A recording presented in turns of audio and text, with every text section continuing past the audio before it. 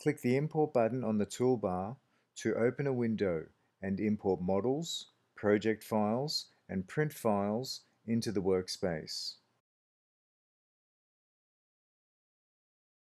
You can also drag models directly into the workspace from a File Explorer window.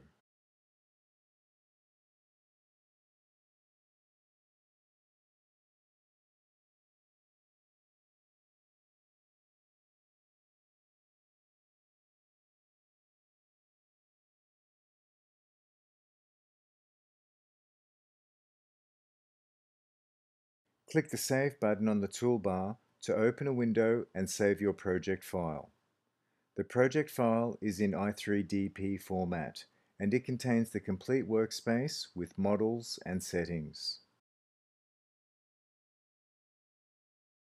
When you have finished organizing your models in the workspace, select the Slice panel, confirm your printing settings again, and click the Save and Slice button at the bottom of the panel.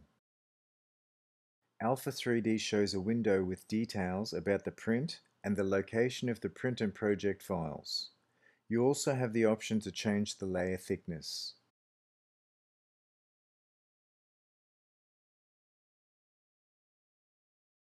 Press the Save and Slice button on this window to create the print and project files. A progress bar appears, and then the folder containing the print and project files opens if you have selected Open Output Folder after slicing in the system settings. The IBF file is the print file. You can send this file to your printer via a USB flash drive or a network connection. The i3DP file is the project file. You can open this file again in Alpha 3D if you need to make any changes.